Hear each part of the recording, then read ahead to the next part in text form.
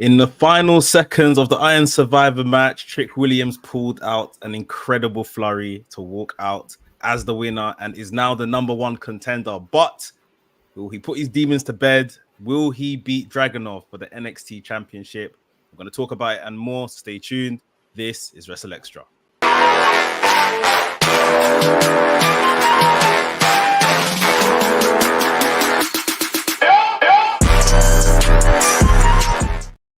Yo, this is WrstlXtra. I'm your boy, A Dazzle, the Black Wrestling Advocate, always joined by my trios team, the Real House of Black, Mex, the WrestleManiac, if you will, yeah, and of course, the omnipresent, the wise man that is Gerard Bonner.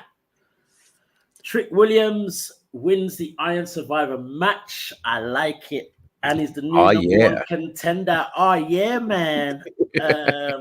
Oh, my word. What a match it was.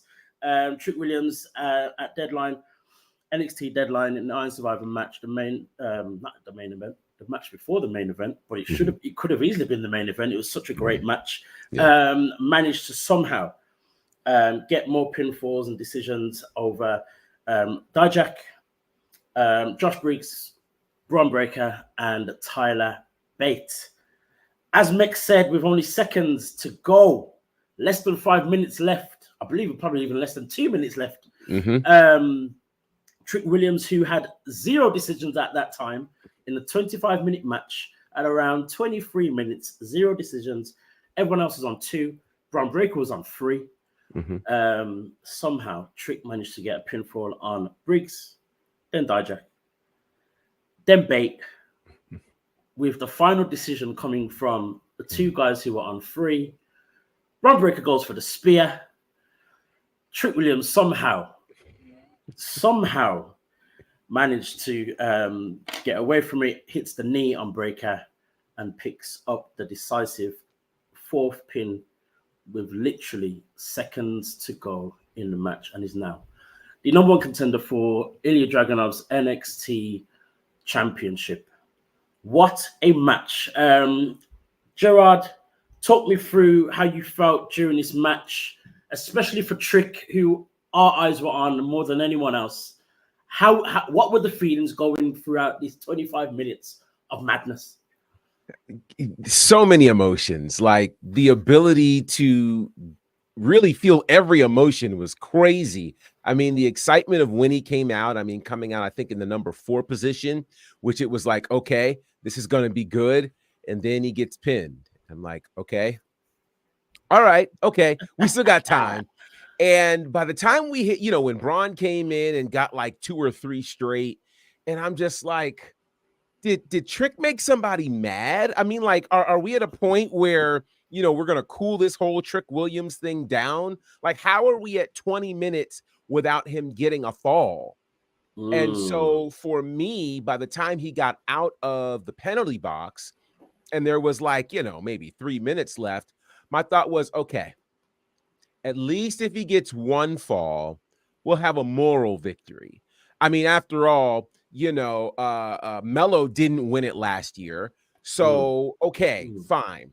He just needs to there's no way he's going to have 0 falls. I mean, he's Trick Williams. And let me tell you, it felt like in American football, that 4th quarter comeback. And I mean, it was incredible. Like, I could not believe, oh my God, he came back and won. It was great. It showed why this match is such an innovative kind of match, because it really is a match about timing. It really kind of brings in those elements of the other sports that we really like, basketball, American football. I'm very clear. Those kinds of things, those last second comebacks are so huge. And it's very difficult to get in a match like this where, you're trying to catch people off guard, stamina, all of the things. So yeah, I loved every bit of it. It was all of the things that we like wrapped up into one. The one thing that I love about this Iron Survivor, the whole concept, is it heightens the amazement that you have for just people who wrestle, just in general. What comes into play, timing, knowing what to do, all that kind of thing. And you just think, even just in a normal match, you're like, how do these people even work this out? You know, improvisation, timing, referee probably in their ear, and all these kind of stuff. And then you look at this Iron Survivor match, and especially with the men's one, you can say the same thing about the women's one as well. But especially with what happened with Trick at the end there, you're just like, how did they even think of this? How did they get this right? What would happen if they got it wrong? Right. Because I even think that when I watch Noam Dar with his Heritage Cup matches as well, and I'm just like, this whole timing stuff is crazy to me. Mex, what was your thoughts at 20 minutes with Trick in the penalty box, 0 falls, everyone else is on 2, Bron Breakker's on 3. It just seemed like there was no way. And then he comes out and gets speared through the barricade. Right. No way Trick is winning this. What was your thoughts? So we done a Rest Things watch along for the pay-per-view. So even when I remember watching the women's one, we were like, we'll celebrate when Kalani got one. We were watching the men's one, we said, no way that Trick isn't gonna get one. If you saw on the live stream, it's on the channel, the way it was celebrated when Trick got one. We were like, oh, it's fine, you know, we made it. It's good. Sort of thing. And then, like I just said, it's the flurry. And I was even actually, I wouldn't say rooting for, but I thought Dijak's gonna win this. Like, they're gonna give him something to do. He'll be a nice little next competitor for Dragunov. And then Trick just kept coming. You're watching the time, and then you're watching the match, and then your eyes go back to the bottom corner, watching the time, you're watching the match. And Trick was just literally, like you say, racking up wins, victories, points past people that already had like 3 points with minutes left. And as you guys have already said, it's kudos to the timing and, you know, all of that stuff, as well as making sure they're hitting their spots and people are in the right place and the right people are getting pinned, the timing and knowing how much time is left and everything.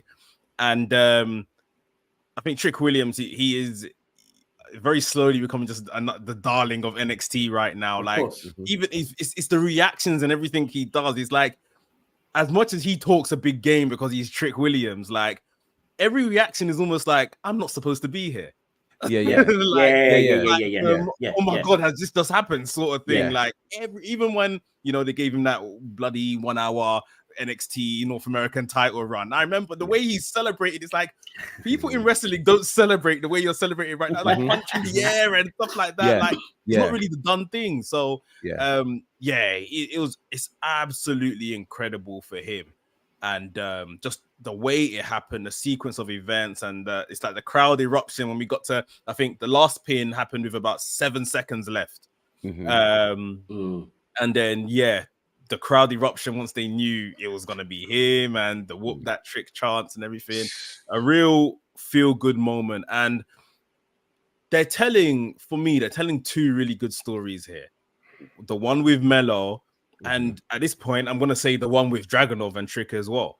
Because with Melo, I think, Gerard, you said it, this is another thing. He's done this. Melo didn't do this. Right. Something they can add to the story that, you know, well, when I had my chance, I won it. Like, you know, you didn't win it, your sort of thing. With Dragunov, if you guys remember, I was pretty much an advocate of that first opportunity Trick got at Dragunov was for Dragunov to absolutely just smash him. Like, basically a squash, basically. And even with, you know, as what we've titled the show, will Trick Williams come on to become NXT champion? I still think he doesn't win this opportunity, whenever this opportunity is going to be, probably New Year's Eve. I think he still shouldn't win. And that's like 2 losses to Dragunov. He goes on, we're expecting Stand and Deliver him versus Melo. Maybe that's Melo's swan song. Trick beats Melo. And then when that 3rd opportunity comes, put the title on my guy. That's what I'm feeling right now. But it's very good work they're all doing here. And like I say, Trick Williams just becoming not even so much of a star. It's just absolute darling. Like, people just absolutely just loving the character. So it's good stuff. You said that he got his last pinfall with about 7 seconds to go or so. My heart was in my mouth because I was thinking to myself, what happens if there's a draw? Right. My whole thing was Right. that it's gonna count down, and he's not gonna be able to get that free within Right. within the time. Mhm. And then I was thinking, so what happens if there's a draw between him and Breaker? Mhm. But it's crazy the amount of drama and emotions that we all went through. Not even just with the 25 minutes, but just that last few minutes with Trick. It's crazy. And as you said, Mex, it just adds to this whole thing of us loving this guy. Mhm. You know what I mean? Us just loving this guy who's still an underdog. Yes. Still very much an underdog. And as you said, you know, I don't want him to win the NXT Championship at his first try. I don't want it to happen, because I feel as though it would kind of kill the momentum, and in a way kind of bring it all together way too early, and then just expect us to just expect to fall. Because I mean, we saw it with the North American Championship. We didn't expect it, but we saw it. So now it's like, all right, so if he wins this, how long is he going to have it for? How believable are we going to think that he can beat a Dijak, a Breaker, you know what I mean, all these other people? Not just yet.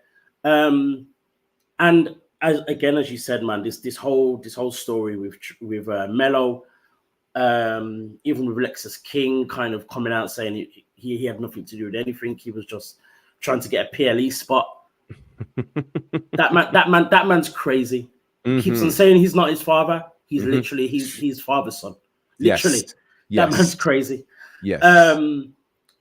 But yeah, the interesting part will be now the interaction between Dragunov, Trick, and Mello, and I think that's where the focus is going to be. What are we? Do we think that in any way that there's a chance Trick wins, or on the in between, do we find out that it was Mello that actually did? Because we know it was Mello. We just know. How does it come out? How does it come out during the match, before the match, after the match? Like, what's going on? I think they've shown us like so many backstage bits. NXT Anonymous is working overtime right now, trying to piece things together, but there's obviously still a key bit missing. There's a lot that's coming out that's almost putting Mello in the clear that well, he wasn't here. There's some questionable stuff like him, Trick Williams walking out and then he goes straight to his phone, or there's some questionable bits, but there is nothing that, you know, is a complete nail on you were there or you done it sort of thing. But I feel something will happen. Maybe it is the likes of Dragunov now. He's been in the middle of this, you know, pretty much from the beginning. That he comes across something, or NXT Anonymous puts something on Dragunov's lap, and he takes it to Trick Williams like, listen, I want you to be the best of, you know, and really give me a challenge. This guy's holding you back. He doesn't have your best intentions at heart, and he kind of shows Trick the footage, the film, whatever the case is. And yeah, maybe that is like another thing. Of course, Dragunov is still a formidable performer, but maybe that's part of the wrinkle that, you know, Trick's head isn't all there when he goes into that championship match and whatever the case. Who knows how they're gonna do this? But yeah, Lexus King, that promo after the match, it annoyed me. I was just like, you are annoying, like little sibling annoying. Like, no, I just used you to get onto PLE. Go away, man. So annoying. Oh wow. Any thoughts on what the next steps are, Gerard? Well, it you know, the parting image that we had Saturday was Trick Williams comes out while Ilya's celebrating in the ring, and then just creeping in the background is Mello saying, "You're not gonna forget me. You are not gonna forget me." So I kind of see it where New Year's Evil Mello somehow costs Trick the championship. Mello's gonna do something, whether it's, you know, I'm coming out to support you and grab the wrong person, or goes to hit somebody and hits Trick. He's going to do something, because there's no way he's going to let Trick upstage him at this point. It's not going to happen. They're still going to kind of play this thing, and it almost looks like, you know, he's in the clear, but I don't think we find out that it's officially Mello until March. They're going to play this thing out, because if it happens too early, we're going to have too long of a space to get to, stand and deliver. So I think, matter of fact, they've got their next event is in February, Vengeance Day. And I think following that, once we get to March, this really plays out to me. Wrestling historians will probably remember this. The Hulk Hogan, Randy Savage buildup that happened where, they were the mega powers and they were great friends. And, you just started seeing these seeds being planted. And finally, Savage couldn't take it anymore. I think we're going to get a mixture of that and a mixture of, Shawn Michaels getting attacked in the back and nobody knowing who it is, being put through the car window. And then we eventually find out. And you know what? It actually might happen the same way. Shawn Michaels has been doing NXT kind of his greatest hits. Right. So I think this could be NXT Anonymous finds the parking lot footage, or in this case, the footage in the gym. And, he gets attacked, but the face is blurred. And it'll finally come out there where they unblur the face and it ends up being Mello, Yeah. And again, the wrestling historians are going to go crazy because then they're going to put on Twitter, they're going to match it. The same thing that happened with Triple H and Shawn. I think that's how it's going to happen. And I think it happens that way in March. I think they end up, almost mending fences. Like he'll cost them the title in January. They'll find a way to get on the same page. Shoot, it could be, Vengeance Day. They go for the tag titles or something, and then something crazy happened, and then from there we see us move into this piece, and he'll hit us with, it was me all along, long trick, and, right? It was me, trick. Yeah.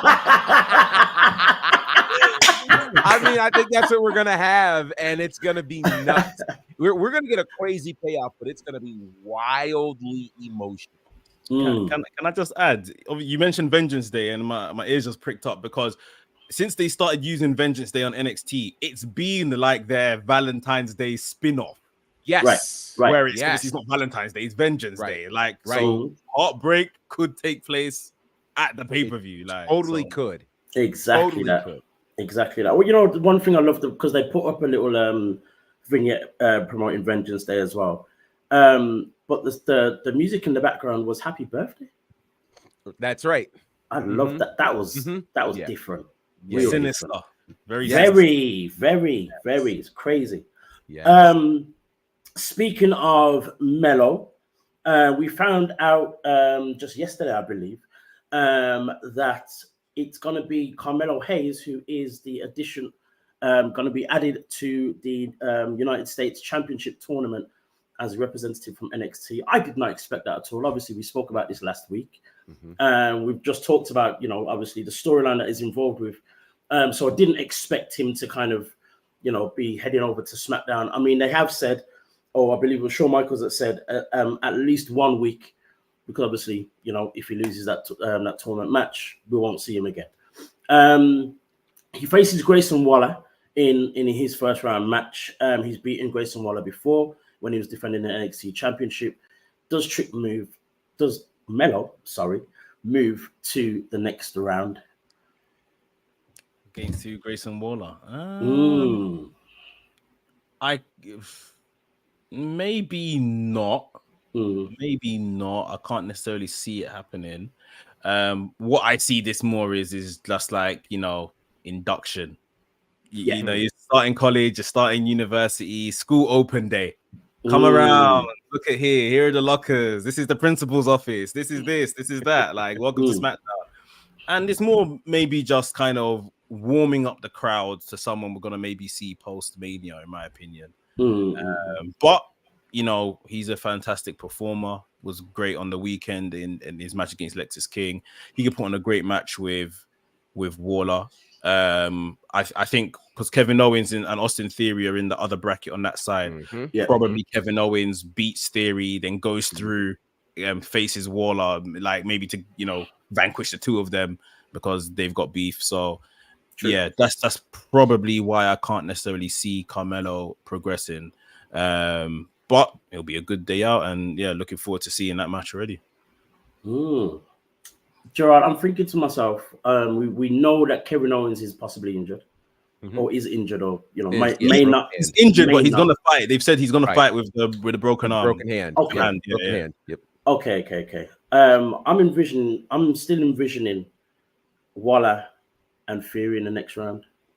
I for some reason, it just feels a little bit more interesting, just to see how they interact in the ring and what they're gonna do and who's gonna come out on top. But do you still think there's a chance Kevin Owens comes out on top? Well, better than that, I actually do think Austin Theory is going to come out on top. That broken hand is going to come into play. And I also think that Melo is going to advance. I totally think that. I think we're going to get Melo in Theory, and we'll end up with one of two things. We'll end up either with Theory and Santos in the finals, or we may have Santos and Melo. The other option is, of course, Bobby Lashley. Lashley and Melo, which could be crazy if you think about that. And that could ultimately lead us to the road of Melo joining Lashley and the Profits. I think something like that could end up happening. Joining what? I'm not having that. Joining what? Name them, please. Nameless Wonders. Yes, they need a name.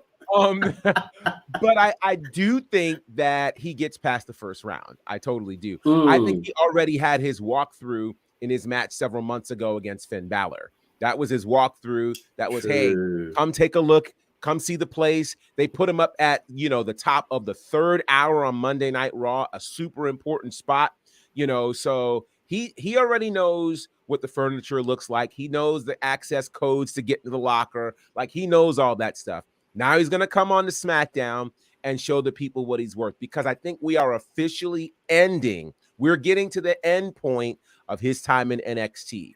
So this is, I think, how we start to move him in. And as we saw with Dragon Lee, which that's going to be another interesting story, when people are now moving from NXT to SmackDown or Raw, they're not needing a draft. They're not needing, you're ready, we're sending you, go. So I think Melo is going to fall into that category. And if anything, and this is what's weird, we have programmed our mind to believe that Stand and Deliver is going to be Melo and Trick. But could it actually happen at Vengeance Day? Could it happen at Vengeance Day? I think it could. And then Vengeance Day is the swan song for Melo, which then means, in theory, we could potentially end up with Trick winning the NXT title at Stand and Deliver. Yep. It's gonna be a big weekend for Trick anyway. It makes more sense, actually, to be fair. Yeah. Crown him there. Interesting. Going back to the tournament as well. If Melo goes through, Austin Theory goes through, it's meeting a former tag team as well, because they used to be a tag team back in Limitless Wrestling, I think it was, with Stokely Hathaway, who was their manager as well. So that would be interesting, just a kind of full circle type of event. If Melo gets all the way to the finals, I don't see how anyone's beating Bobby Lashley. I really don't. Santos may have a chance because of what he's involved in at the moment, but I feel as though someone's going to mess it up for him in some way, maybe. It's probably going to be that type of scenario. We need to remember, this person of this tournament's not becoming US champion, though. Nah. It's still Logan Paul. So, I think I wouldn't want Bobby Lashley to win this tournament. Oh, yeah, and then lose to... Very true. So they still need to pick someone here that's going to go through, that can have a good showing against Logan Paul and lose. Because I don't think Logan Paul is going to lose the title just yet anyway. With that said, I think it would have to be Escobar or Owens. Or basically anyone on the other side, to be fair. Yeah. Owens, if this is gonna be at Royal Rumble, Owens versus Logan Paul would be good. Yeah, it would be. That'd be very good. Yeah. Escobar obviously had the little history and kind of, Right. you know, messing up things for Rey Mysterio, Mhm. intentionally, unintentionally, who knows? But yeah, I believe we're building for Logan Paul versus Kevin Owens. So Yeah. more than likely, I think that's what we're going to get. Mhm. Going back to Saturday deadline, we also saw the ladies Iron Survivor match. Another great match, absolutely Mhm. phenomenal. Kalani Jordan did her thing, managed to get herself a 1-4, which was good to see. But she performed Yes. very well Yes. throughout the match. But the standout, as much as she didn't win, the standout was definitely Lash Legend, who came in and basically more or less did the same thing that Braun Breaker did. Just came in and just destroyed everyone.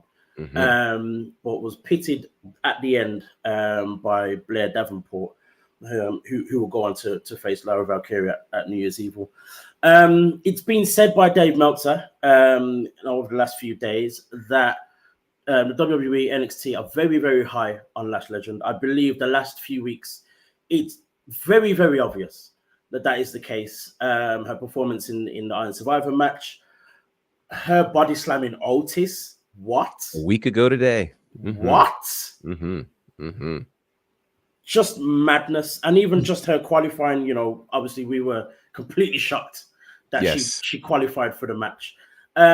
Mex, what are your feelings when it comes to Lash Legend? Do you think she probably should have won that match, or is this the right way for her for them to use Lash Legend at the moment? With Lash in general, I was having a quick conversation with our good friend that snuck me onto NXT TV a couple of months ago, and he was very impressed with obviously how Lash has got on. And I was saying, it's for me, like obviously they debuted her with her TV presenter gimmick or whatever the case was. Yeah. And, you know, I guess it wasn't really landing. She was still probably very new. NXT 2.0 was just a whole new thing then. And she was one of the first talents that we hadn't seen that they were pushing out in that women's division. And whoever made the decision to maybe, I don't want to make this sound harsh, but like pull her from TV, because there was an extended period where she wasn't on TV, maybe doing a bit of level up stuff, and then she found this kind of partnership with Jakara Jackson and things like that. It's clearly a stroke of genius. And I love that, because I think too many times, especially kind of growing up early to mid 2000s, you'll see these absolute, you know, big muscle heads, the Nathan Jones and everyone just thrown out there on TV and just left to perish. Like the crowd would absolutely destroy them and not have them. And it's recognizing that, right, we like this person, they've got something there, but maybe they're not all there yet. Pulling them off TV, retweaking some stuff. They've sent her back out now with protection almost of a faction. You know, Jakara's obviously got some injury issues right now.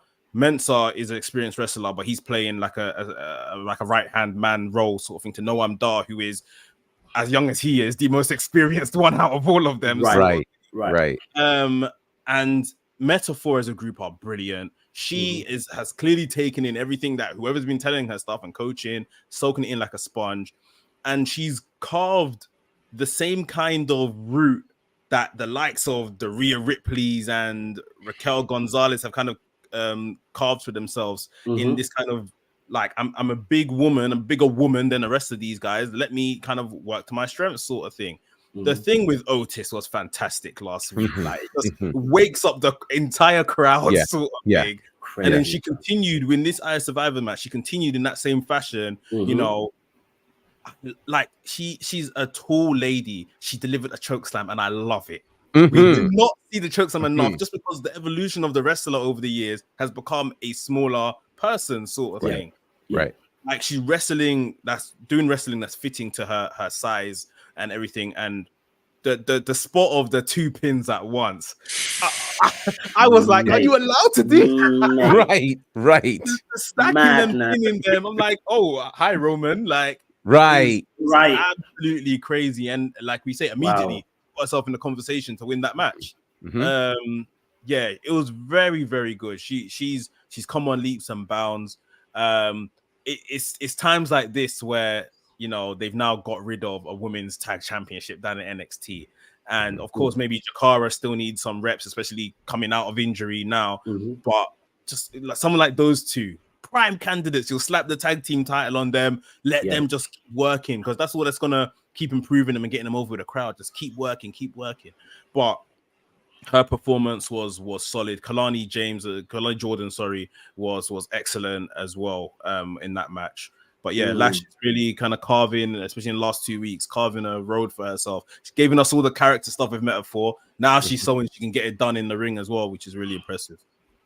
I try my best to stay away from doing the whole comparison stuff and all the rest of it. But for me, this is almost like NXT kind of doing almost like a test in the waters to see what they can do with Jade Cargill. As in with Lash? Like because they are so I think they're so very similar. Obviously in their size, in their backgrounds, coming from basketball, that kind of stuff. In the way that they're both very unapologetically black women as well. You've got all this stuff, and as you said already, Lash needed some kind of character work. She already kind of like flamboyant, but it kind of felt over the top. It kind of felt, you know, she was doing too much almost. Someone reined her in a little bit. Whereas with in comparison, Jade Cargill is almost like the other way around. Whereas there needs to be some character work. There needs to be a bit more of a push. But I just feel as though that's what's happening here. At the same time, what it's also doing though is creating Lash Legend as Lash Legend. We're not just making Jade Cargill number 2. We're not doing that. But at the same time, it's still kind of like, right, this is what works for her. Maybe if we take this from here and take that from there, we'll do the same thing with Jade, or, you know, we can learn from some of these things. I mean, I don't know if anyone else feels the same way, but every single time, especially the last couple of weeks that I've seen, I'm just like, yeah, it kind of makes sense. And especially with this whole thing, like you said, mixed with, you know, Lash being off TV for a while. We've not seen Jade Cargill yet because I'm making sure they're getting it right.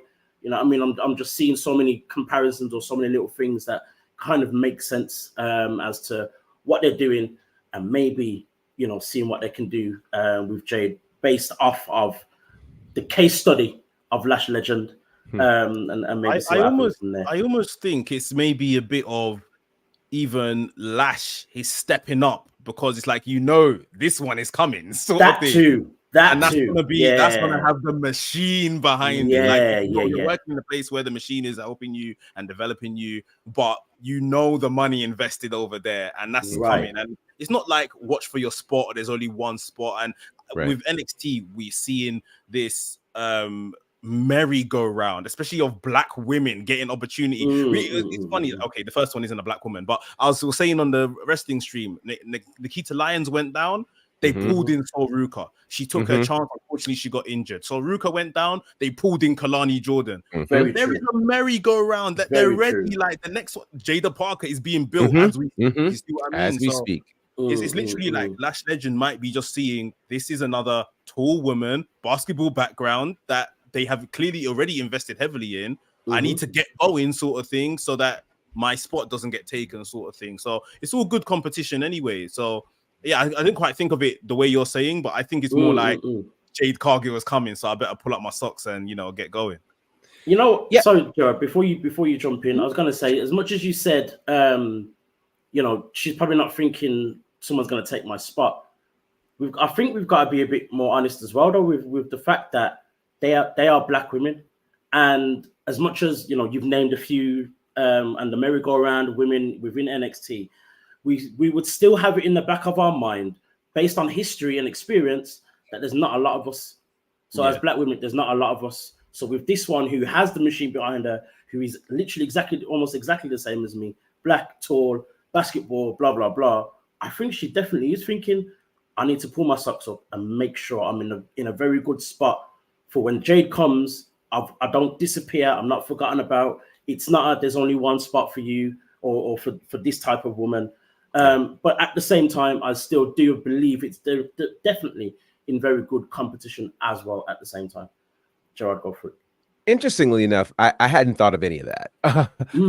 I actually felt like this was a space where things just really came together. You know, think about it. They had put the rocket ship on her at the start of 2.0. When she came out with her own talk show. Like, she was leading the charge with that.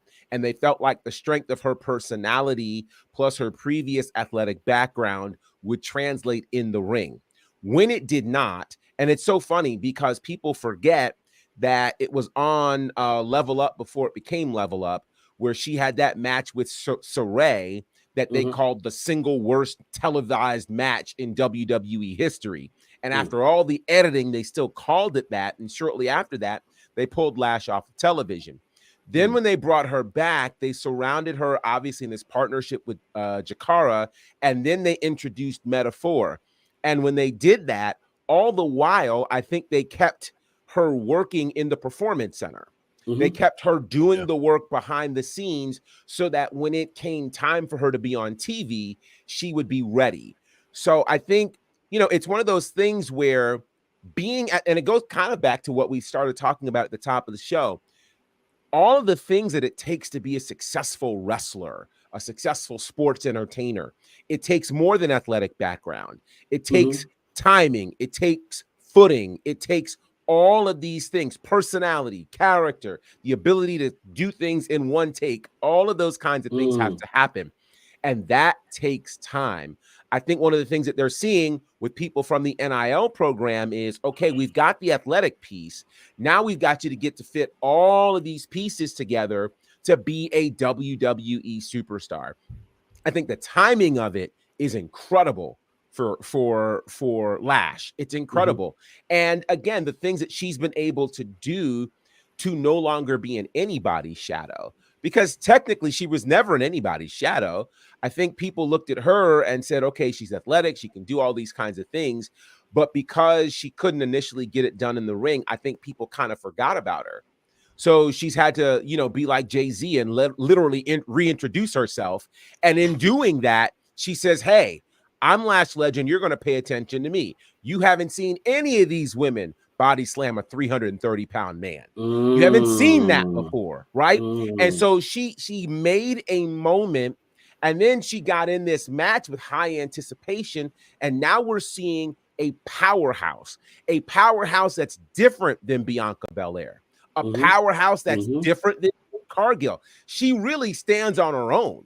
She's in like giant territory at this point, which is something we really haven't seen before in pro wrestling, period, as far as an athletic Black woman who can get it done all the way around and has this amazing power element to her.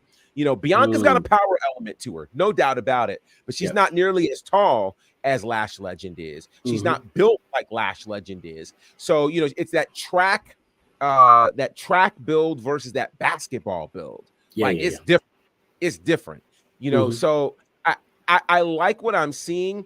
I will say that while I don't think it's competition for Jade, I do think if Jade is going to need opponents, that's going to be a very intimidating opponent.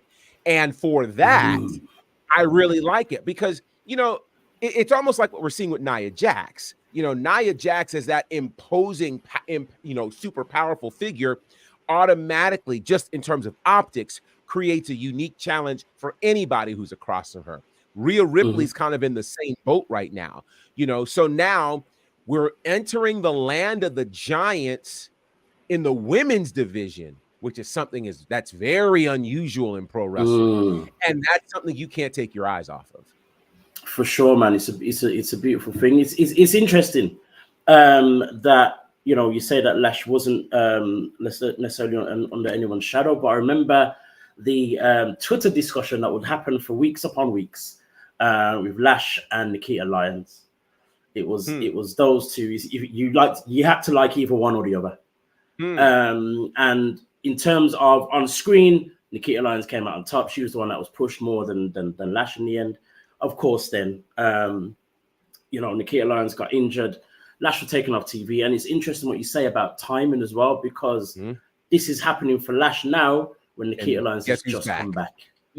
Very, very interesting. Very, very interesting in that respect.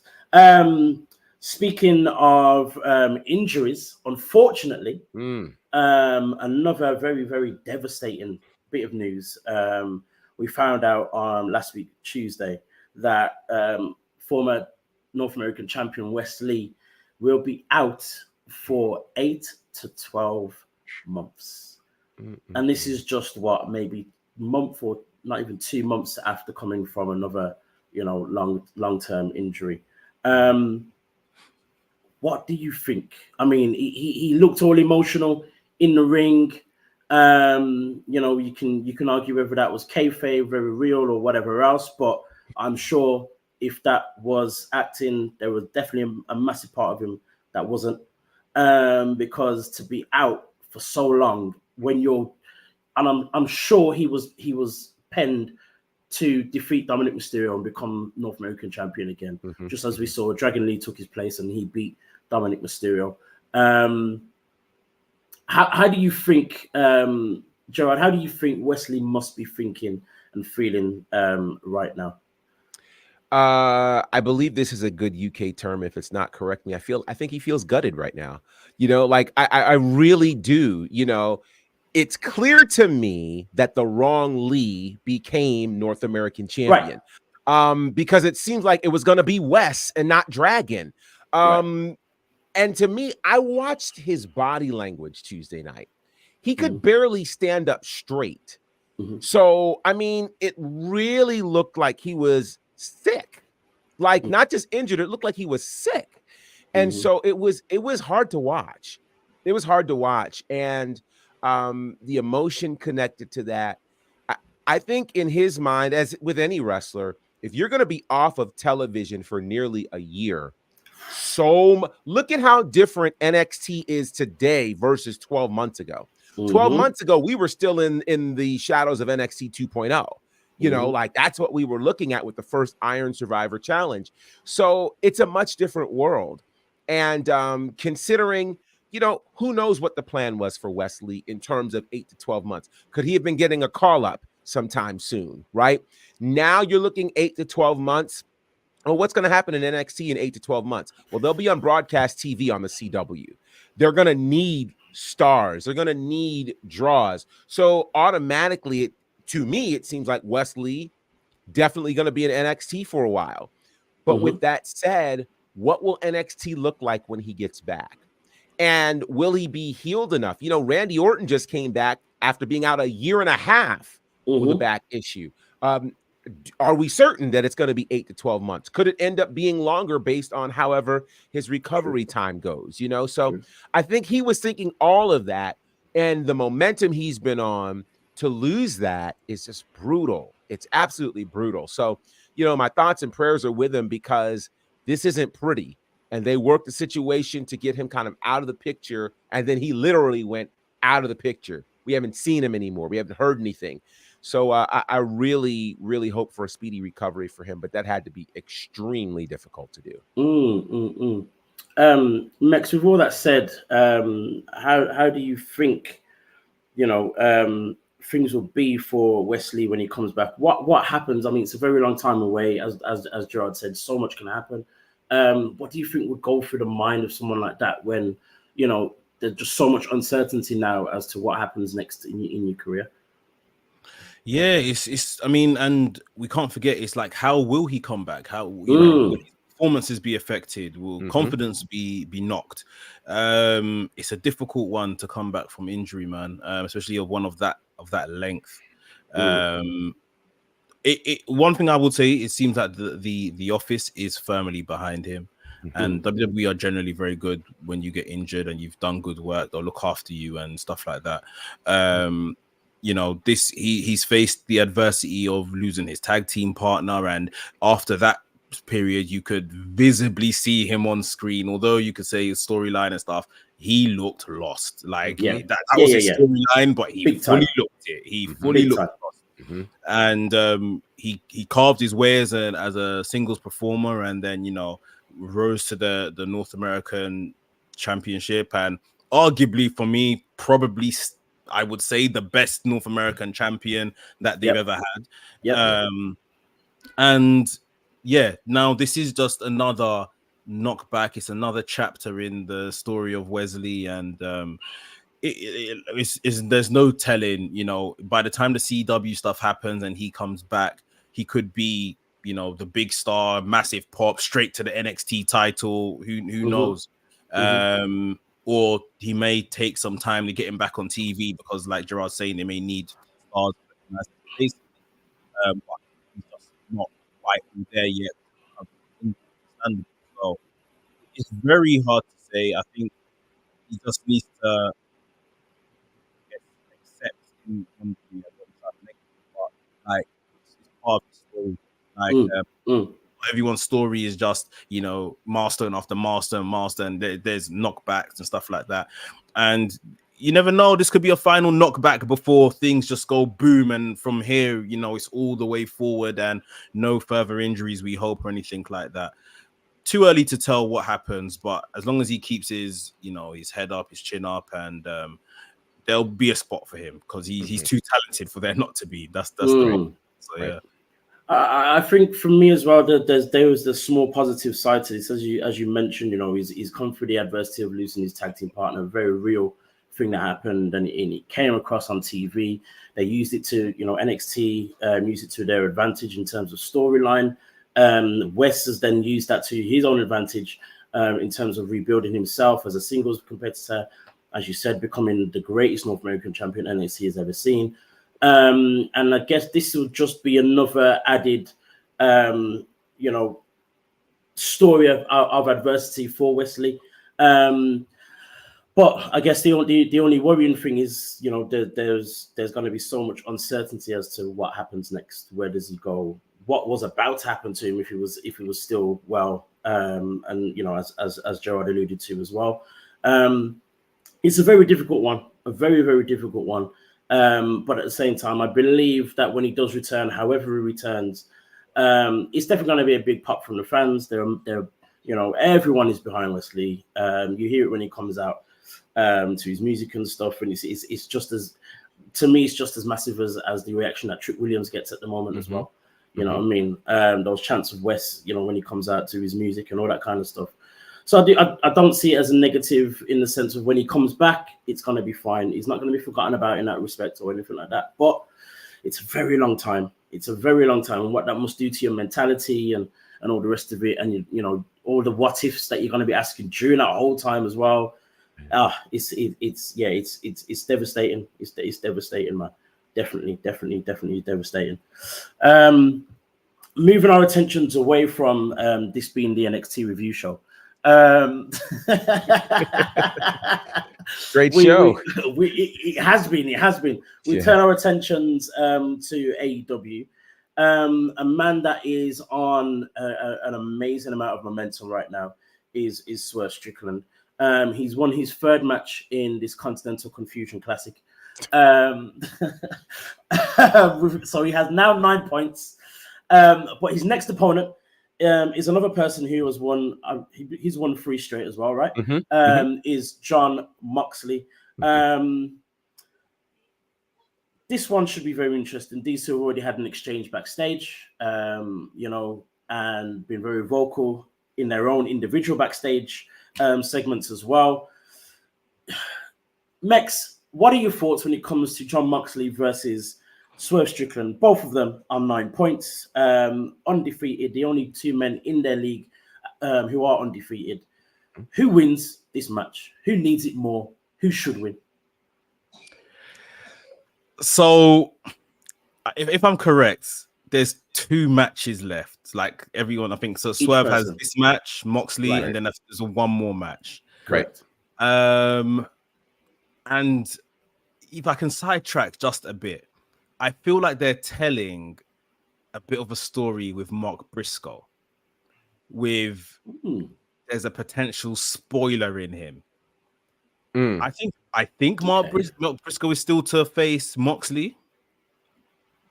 No, they faced to start the tournament. They were the first. Yeah.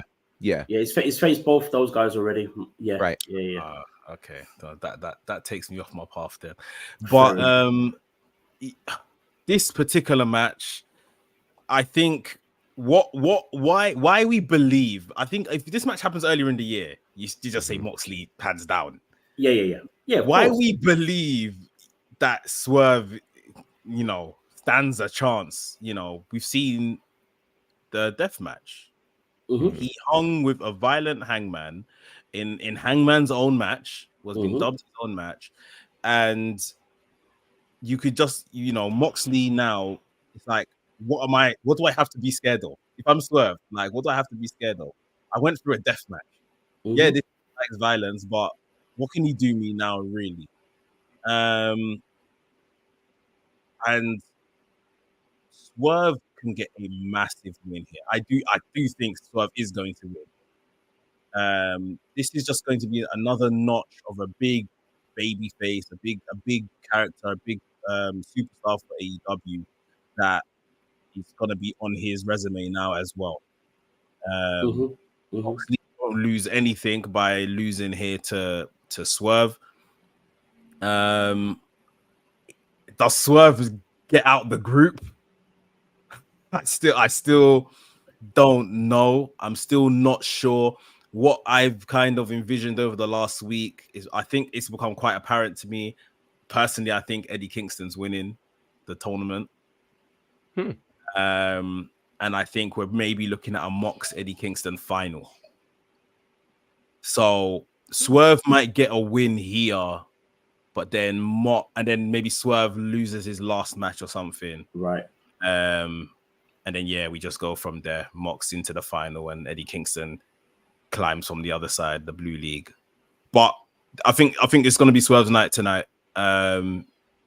He can do with a massive win here to just show as well that the Hangman stuff wasn't a fluke. Like, he really has arrived. So yeah.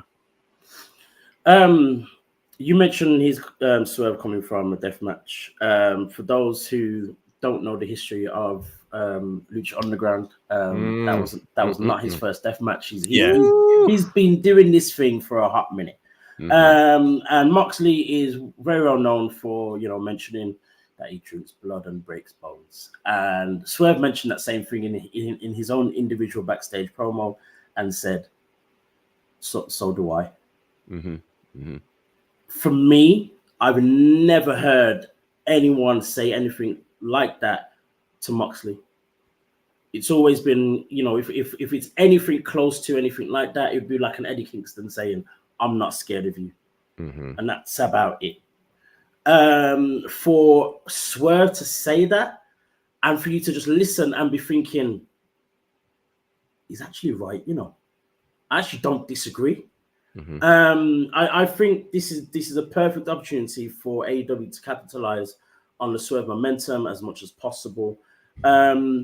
It's still interesting to see whether he'll come out on top in terms of the league and in terms of the whole tournament and whatnot. But I think this win is very, very important, very much needed, definitely more needed than Moxley winning. But that also then depends on points and whatnot, because with them both being on 9, 2 matches left, 6 points to gain. If one of them loses, whoever loses can't actually win the league, I believe. Well, it would depend. It would depend, right? Because I don't think AEW has talked about what happens in the event of a tie. Right. If this is New Japan, in the event of a tie, if these two guys had fought, whoever won that match would end up. So that's kind of another reason why this match becomes important, because if Swerve wins and we're going by those rules, then he's pretty much got this whole thing, because the only other person theoretically who could tie him would be Mox, So yeah, that's going to be the interesting thing about this. If they end up in a tie, they usually look at the record of whoever fought each other. And since they will have all fought each other, that will help determine who will win this thing or not. So that makes this match, extremely important, because you're looking at the top 2 guys who will only have 1 match left after this. It's basically whoever wins this wins the league, right? Pretty much. Kind of, yeah. Yeah. Heavily important match. So with that being said, and we more than anything believe Swerve's gonna come out on top. You know, does he win this tournament against the winner of, you know, the Blue League? It's tough. Mm. And it's tough for a few reasons, because I think we all see him becoming the AEW world champion, and we're still trying to figure out what is the path from this title to the AEW world title, considering he's going to have 3 championships potentially. And granted, Swerve being the Ring of Honor world champion would probably be good for Ring of Honor, but the title, Nothing for Swerve. Right. I mean, that's what's actually crazy about this. Swerve winning this tournament, none of those titles do anything for him. Right. That's what's weird. Right. That's mad. That's mad. This is why I said I don't want him in this championship. I understand the good it's done and it's kept of course. hot, but I didn't want him in the first place because it'll bog him down and it's a waste. Why do we need to see him defend the strong open weight championship? That's beneath him. And the Ring of Honor world title. I mean, think about it. What is the strong open weight championship doing right now? New Japan doesn't even have that kind of presence right now. Strong isn't even a show anymore, right? So it's pointless. You know, the Continental title, don't even know what that means right now. Yep. You know, from AEW, no clue. Haven't even seen the belt. I'm sure the belt will be pretty. They make pretty belts, but what do they mean? Right? Nice gowns. So the other issue that we have here is the Ring of Honor world title, which I think this tournament has actually diluted its meaning. Of course. I think it's diluted its meaning. Right now, we know who the real world champion is in Ring of Honor, and her name is Athena. Outside of that, as we talked about last week, their titles are like John Cena right now. You can't see them. So because of that, you know, you got to ask yourself the question, what does it mean to win this? So it's weird. In terms of the tournament, Swerve should win. In terms of what he wins, I don't want him to win it. It's weird. It's crazy because for me, when I first heard about the tournament, it kind of just made sense for Swerve to kind of get a win, and you know, it adds to his momentum and all the rest of it, and you know, having a few wins and stuff like that. But when we've now heard about this Triple Crown and we don't know if it's a merger or whatever, we just don't know what's going on. It's now like, right, I want Swerve to do well, but I don't want him to win. So what has happened so far has actually been perfect, just as long as he doesn't win the final match. For me, that would be the perfect scenario for Swerve, because at the end of the day, he'll come away with wins over Jay White, John Moxley. Everyone else is everyone out. Mark Briscoe, I think Jay Lethal has been one of them as well. Who would be the fourth one? I think his last match is Roosh. A win over Roosh would be another big one as well. That would be another big one as well. For him to come away with 5 wins and then lose to whoever wins the other league, fine, no problem. Because I don't want to see him with that Triple Crown confusionness. And as we've said, it's not. I don't think it will do anything for him. His path is definitely more direct towards the AEW World Championship, and if not that, at least the International Championship, at the very least. But the being Triple Crown is actually lower than that, which sounds crazy. Which sounds ridiculous, because if you said that at the start of the year, you'd be like, don't be sick. What? Right. Now it would almost it's sound like disrespectful, but Whereas now it makes complete sense for him not to be this Triple Crown champion and go straight towards AEW or the International Championship. It's gonna be interesting. This is why it dawned upon me. Like, Eddie Kingston lost his first 2 matches. Eddie Kingston put up his titles within this whole medley of titles in this tournament. He's now beaten Cesaro, Claudio, big rival of his. He can get a win over Andrade. They've made Andrade look brilliant with that last match against Yeah, Daniel. yeah, definitely. He can get a win over Daniel Garcia. Mhm. And then all of a sudden, Eddie Kingston's through. Totally. Yeah. Moxley has obviously got the story with Eddie Kingston that they've never really got back to. They've been like pally and cool on TV, but them two in a final on pay-per-view can kill each other for whatever this title is. And Eddie Kingston's the one that's got this affinity to All Japan, where this Triple Crown stuff originated from. I can't see past it. Like, it's why would the man? We all said this. Why would the man put up his titles for this? For him to just lose why would them you all. do that? Like, That's true. Like, respectfully, at this point, let Swerve just not get through the league. Like, whatever happens in the last match, time limit draw, whatever you want to do to just protect it, and just it never quite falls in place for him. Send Moxley through. Let Moxley and Eddie Kingston go, because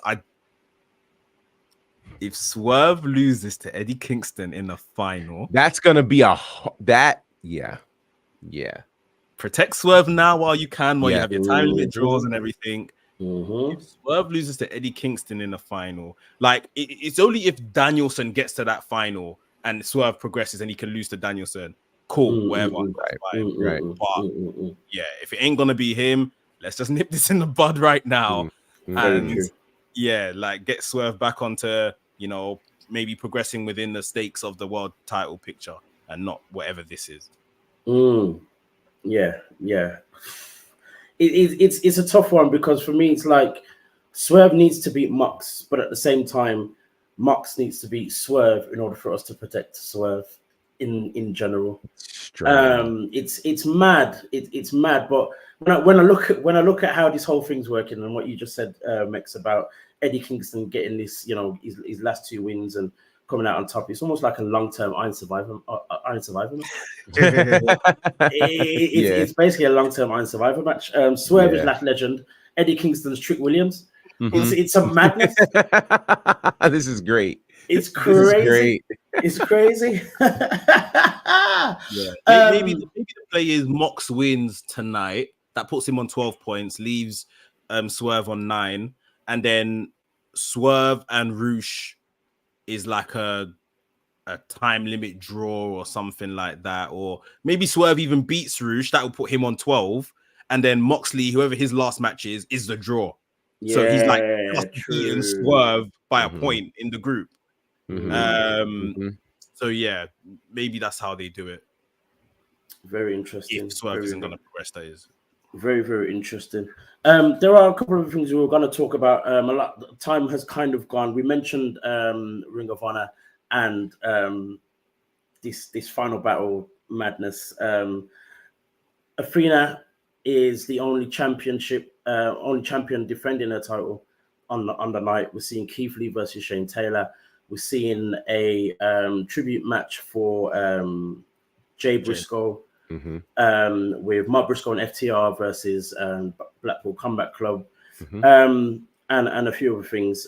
Is it in crowning? They're crowning the new TV champion as well in a 5-way survival of the fittest.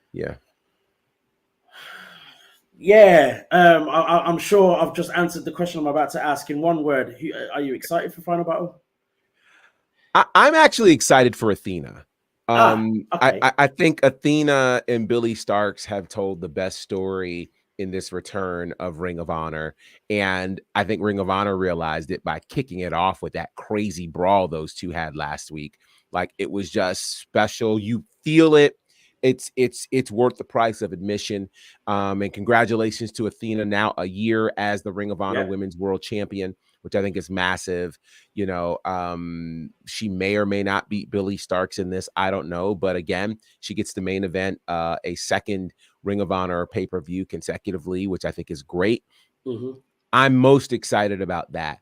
Last week I told you guys that this feels like WWE ECW.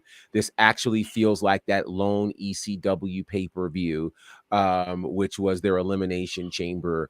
And they literally had 2 matches coming in and everything else happened on the fly. That's what this feels like. With that said, I am excited for Athena and Billy Starks. And the pay-per-view will probably smack because Ring of Honor usually will come through. But I mean, think about this, and I'll shut up after this.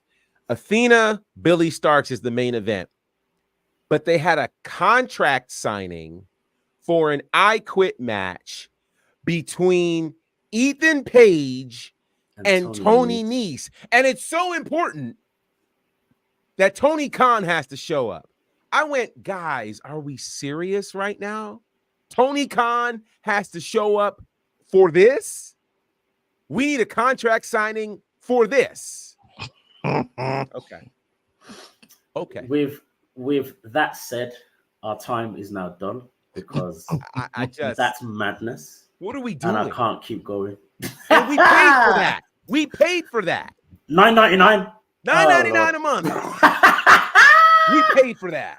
Oh Lord, guys, this has been WrstlXtra. You are watching on the WrestleManiac UK YouTube channel. Don't forget to like and subscribe to see when this guy Mex puts out all reactions to WWE, AEW, and everything else in between. You can also find Mex on the Wrestling's YouTube channel as well. Don't forget to like and subscribe and see all interviews and shows, weekly shows from the Mandem. You can find Mex on WrestleManiac UK on Instagram, WrestleManiac UK on X. Find the omnipresent Gerard Bonner on all things Bonafide. Find him at Southern Honor Wrestling, All Caribbean Wrestling, IWE, Arche, Nightmare Factory, WWT Live on a Monday, Wednesday, and Friday. Keep going. I can't remember the rest. You can find me, A Dazzle, on Instagram, on Black Wrestling Alliance, and BWA Dazzle on X. Guys, this has been our time. I have to run, and I will see you guys later. See you later, guys.